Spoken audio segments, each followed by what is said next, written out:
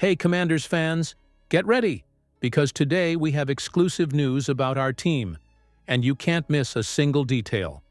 So take advantage and subscribe to the channel, activate the bell to receive everything firsthand, and of course, leave a like to strengthen our support and show that there are only true fans here. Our commitment is to always bring you the latest updates, news, and everything that goes on behind the scenes at Commanders. So, without further ado, let's check out today's news. Commanders Dan Quinn excited to have Deebo Samuel, one of General Manager Adam Peters' biggest and best moves for the Washington Commanders. This offseason was trading wide receiver Deebo Samuel to the San Francisco 49ers. Samuel has missed at least one game in every season since being drafted in 2019, and he's coming off the worst season of his career. But that's not all on him. Regardless of his past, Commanders coach Dan Quinn says he's excited to have Samuel on his team in 2025. Coaching against him, he's an explosive player, Quinn said. Not just in terms of his scheme, but once he gets the ball, sometimes you can tell how tough a player is on and off the ball. He's got both of those things and an explosive nature. To add a player of his caliber to a tough group, we're really excited. Last season, Samuel caught 51 passes for 670 yards and 3 touchdowns. In contrast, Washington's Terry McLaurin caught 82 passes for 1,096 yards and 13 touchdowns. McLaurin is Daniel's favorite target, and that's unlikely to change. But Samuel and McLaurin have different play styles, which will give Daniels an additional target on the field. Having two dynamic receivers will force defenses to adjust how they defend the Commanders, as each demands attention. Quinn's excitement about Samuel's arrival speaks to Samuel's character and the potential Quinn sees for his offense with Samuel in his corner. Defending him has never been easy for any cornerback, and now he's wearing the burgundy and gold uniform. After the draft, we'll have a much clearer picture of how the Commanders plan to use their newly acquired talent. In 2025, PFF reveals Commanders' top pick on Day 3 of 2025 NFL Draft. Hey, Commanders fans! The countdown to the 2025 NFL Draft is getting closer and closer, and the trades are already heating up. The Washington Commanders enter this year with limited draft capital. Just 5 picks in total. The result of trades that brought big names like cornerback Marshawn Lattimore, wide receiver Deebo Samuel, and left tackle Laramie Tunsil to the team. With these bold moves, the team now has just 2 selections in the first 3 rounds and 3 picks remaining on Day 3 of the draft, which traditionally involves rounds 4 through 7. While there is a possibility that the franchise could acquire more picks through trades, that depends on the willingness of other teams to move up in the draft, something more common after the first round.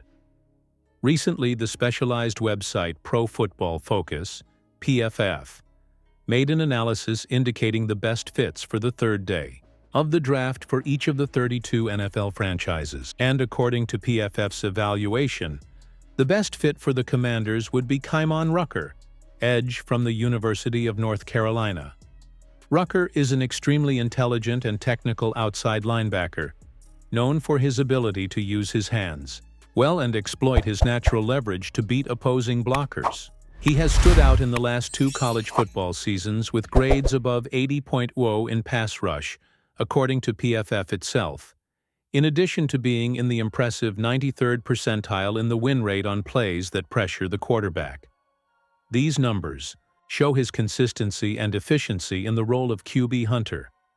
Despite not having the ideal size for the position, about 6'1" tall, Rucker makes up for this limitation with intensity, refined technique, and tactical intelligence. He would fit perfectly as a rotational pass rusher in Coach Dan Quinn's defensive scheme, which is known for its ability to maximize the potential of its players.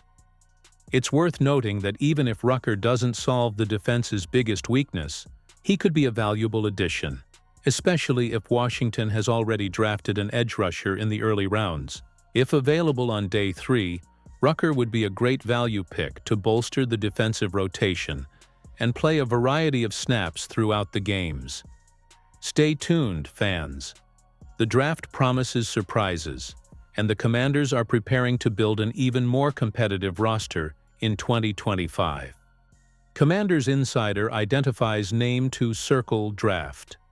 Trade-off season trades added top-tier veterans but left the Washington Commanders with just 5 picks in the 2025 NFL Draft. So a trade back of a first-rounder to gain more draft capital seems likely, according to a reporter who identified the edge rusher prospect the Commanders would likely target. The idea comes from NBC4 Sports' J.P. Finlay, who believes it's hard to imagine Washington not being aggressive in its trade search. So looking at non-first-round edge rushers, there's a lot to like. Josiah Stewart is one name I've circled, adding a young player with plenty of potential. To the pass rush rotation makes sense for a Washington defense that's undergoing a facelift at edge. The Commanders generated most of their pressure in 2024 through the blitz, but that needs to change after defensive end Dante Fowler Jr. and D-tackle Jonathan Allen left in free agency.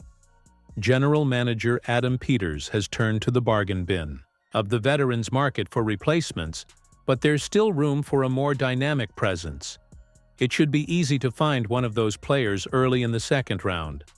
A trade makes sense for Commanders who need a pass rusher. This is a class loaded with talented edge rushers, so the Commanders could count on finding one even after a trade.